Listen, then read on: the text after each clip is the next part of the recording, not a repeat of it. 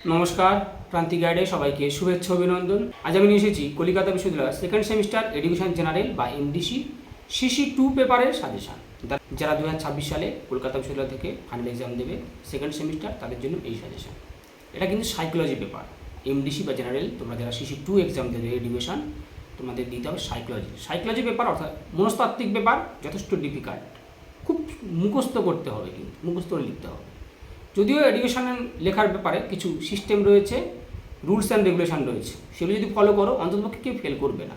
আমি পরীক্ষার আগে তোমাদের এডুকেশনের নোটস কীভাবে মুখস্থ করবে, কোন কোন পয়েন্টসগুলো বেশি জোর দেবে, কিছু পয়েন্টস আমি বলে দেবো। সেই পয়েন্টসগুলোকে তোমরা অবশ্যই শুধু মুখস্থ করে যাবে।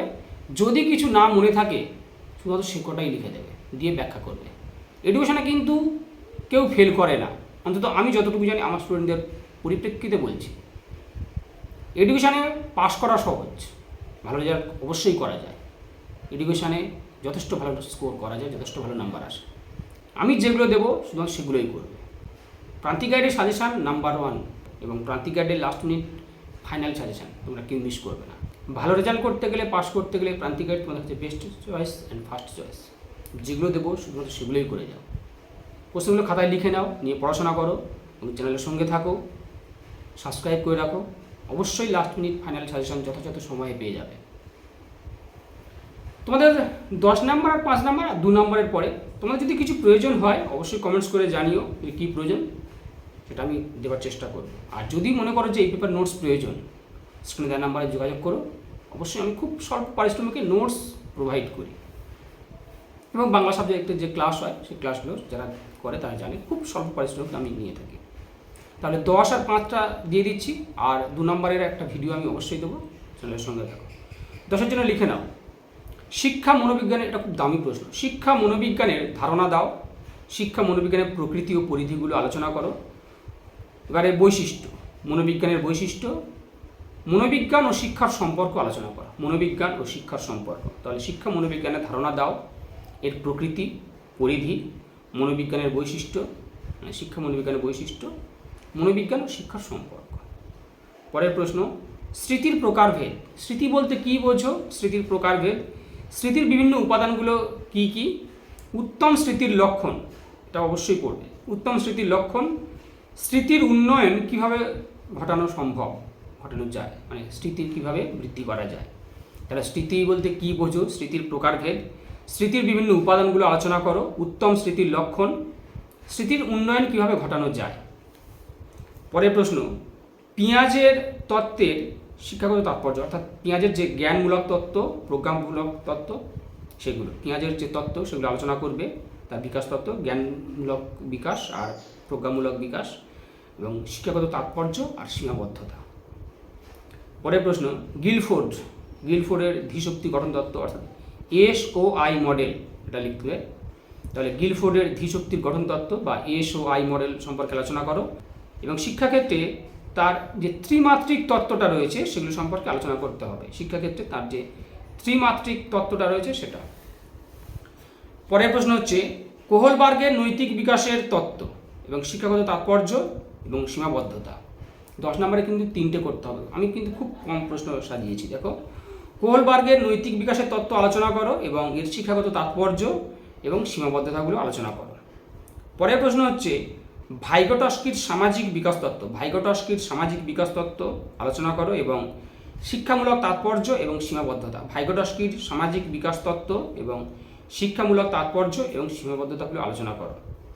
পরের প্রশ্ন হচ্ছে স্পিয়ারম্যানের বুদ্ধির দ্বি উপাদান তত্ত্ব। স্পিয়ারম্যানের বুদ্ধির দ্বি উপাদান তত্ত্বগুলো আলোচনা করো এবং এই তত্ত্ব অনুসারে সাধারণ মানসিক ক্ষমতার বৈশিষ্ট্যগুলো কী কী তা আলোচনা করো। স্পিয়ারম্যানের বুদ্ধির দ্বি উপাদান তত্ত্ব আলোচনা করো এবং এই তত্ত্ব অনুসারে সাধারণ মানসিক ক্ষমতার বৈশিষ্ট্যগুলো কী কী তা আলোচনা করো। পরের প্রশ্ন, স্ট্যানফোর্ড বিনের বুদ্ধি অভিক্ষা তত্ত্ব। স্ট্যানফোর্ড বিনের বুদ্ধি অভিক্ষা তত্ত্ব আলোচনা করো এবং সুবিধা অসুবিধা। স্ট্যানফোর্ড বিনের বুদ্ধি অভিক্ষা তত্ত্ব এবং সুবিধা অসুবিধাগুলো আলোচনা করো। পরের প্রশ্ন হচ্ছে, এবার দেবো 5-এর, এগুলো 10।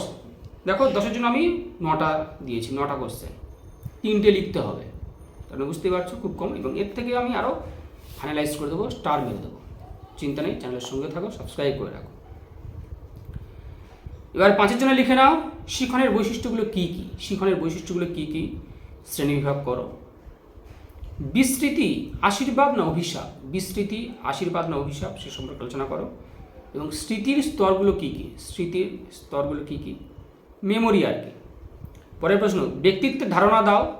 ব্যক্তিত্বের নির্ধারক হিসাবে বংশগতি ও পরিবেশের ভূমিকা। ব্যক্তিত্বের ধারণা দাও, ব্যক্তিত্বের নির্ধারক হিসাবে বংশগতি ও পরিবেশের ভূমিকা আলোচনা করো। পরের প্রশ্ন, ব্যক্তিত্ব সংরক্ষণের বৈশিষ্ট্য।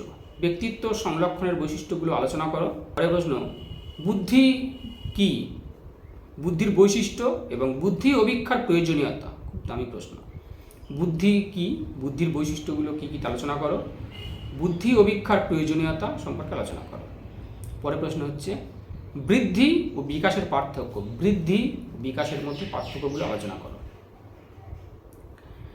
তারপরের প্রশ্ন লিখে নাও, কৈশোরকালকে ঝড়ঝঞ্ঝার কাল বলা হয় কেন। কৈশোরকালকে ঝড়ঝঞ্ঝার কাল বলা হয় কেন। পরের প্রশ্ন, কৈশোরের দৈহিক মানসিক চাহিদাগুলো আলোচনা করো। কৈশোরের দৈহিক মানসিক চাহিদা।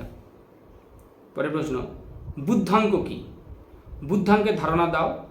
বুদ্ধি অভিক্ষার সীমাবদ্ধতা, বুদ্ধি অভিক্ষার সীমাবদ্ধতা এবং বুদ্ধাঙ্ক নির্ণয়ের পদ্ধতি, বুদ্ধাঙ্ক নির্ণয়ের পদ্ধতি আলোচনা করো। পরের প্রশ্ন, দলগত বুদ্ধি অভিক্ষার সুবিধা অসুবিধা। দলগত বুদ্ধি অভিক্ষার সুবিধা অসুবিধা এবং ব্যবহার, দলগত বুদ্ধি অভিক্ষাটা করবে। পরের প্রশ্ন হলো, প্রাক্ষভিক বুদ্ধি কাকে বলে। প্রাক্ষভিক বুদ্ধি কাকে বলে, এর উপাদানগুলো কী কী। বিকশিত করবার উপায়, অর্থাৎ প্রাক্ষভিক বুদ্ধি বা বুদ্ধি বিকশিত করবার মানে বুদ্ধি বাড়ানোর উপায়টা কী কী আর। তাহলে প্রাক্ষভিক বুদ্ধি কাকে বলে, এর উপাদানগুলো কী কী এবং এগুলো বিকশিত করবার উপায়গুলো কী কী তা ব্যাখ্যা করা হয়। শিক্ষা ও মনোবিজ্ঞানের সম্পর্ক গুরুত্ব। শিক্ষা ও মনোবিজ্ঞানের সম্পর্ক এবং গুরুত্ব আলোচনা করো। ভাষাগত এবং ভাষাবিহীন বুদ্ধির অভিক্ষার পার্থক্য। ভাষাগত এবং ভাষাবিহীন বুদ্ধির অভিক্ষার পার্থক্যগুলো আলোচনা করো। স্কিমা মানে যেটাকে ঘিলু আর কি বলা হয়, স্কিমা কি। পরের প্রশ্ন, পুনরুদ্রেক ও প্রত্যাভিজ্ঞার পার্থক্য। পুনরুদ্রেক ও প্রত্যাভিজ্ঞার পার্থক্য। পরের প্রশ্ন হলো, বাচনিক বুদ্ধি অভিক্ষা বলতে কী বোঝো। বাচনিক বুদ্ধি অভিক্ষা বলতে কী বোঝো তা আলোচনা করো। তাহলে এই গেল তোমাদের 5-এর জন্য। তোমাদের 5 নাম্বার লিখতে কিন্তু 5টা, 10 নম্বরে 3টে, 5 নম্বরে 5টা। আমি যেগুলো দিলাম এগুলো অবশ্যই করবে, তুলনামূলক সহজ আছে। পয়েন্টসগুলোকে আগে মুখস্থ করবে। পয়েন্টস, এডুকেশনের সিস্টেম হচ্ছে আগে পয়েন্টস মুখস্থ করা। পয়েন্টস মুখস্থ করার পরে কিছুক্ষণ পরে মানে 10-15 মিনিট 20 মিনিট পরে তোমরা সেটাকে রিমাইন্ড করার চেষ্টা করবে, মনে করার চেষ্টা করবে, মানে স্মরণ করার চেষ্টা করবে। তোমাদের রয়েছে তো স্মৃতি, স্মরণ করার চেষ্টা করবে। তারপরে তোমরা সেটাকে লিখবে, সেটাকে লিখবে। কিছু না পারো যারা অন্তত মানে লিখতে যাদের অনীহা, তারা অন্তত পয়েন্টস কটাকে মনে করেও শুধু পয়েন্টস কটাকে একটা খাতা সাজিয়ে নেবে। পয়েন্টস কটাকে সাজিয়ে নেওয়ার পরে তোমরা আবার নতুন প্রশ্নে যাবে। এভাবেই তোমরা মুখস্থ করবে। সাইকোলজি পেপার ডিফিকাল্ট, হিচিবিচি লিখলে হবে না। আমি যে সিস্টেমে বললাম সেই সিস্টেমেই পড়াশোনা করো। অবশ্যই অবশ্যই সাকসেস হবে, ভালো স্কোর হবে। ভালো রেজাল্ট যদি করতে চাও অবশ্যই যেমনভাবে বললাম, যে গাইডলাইন দিলাম, যে কোশ্চেনগুলো দিলাম, এর বাইরে অন্য কিচ্ছু করতে হবে না, এর বাইরে অন্য কোনো কিছু করার প্রয়োজন নেই। চ্যানেলের সঙ্গে থাকো, সাবস্ক্রাইব করে রাখো, সমস্ত কিছু হেল্প পেয়ে যাবে। প্রান্তিক গাইড তোমাদের সেবায় রয়েছে, পাশে রয়েছে।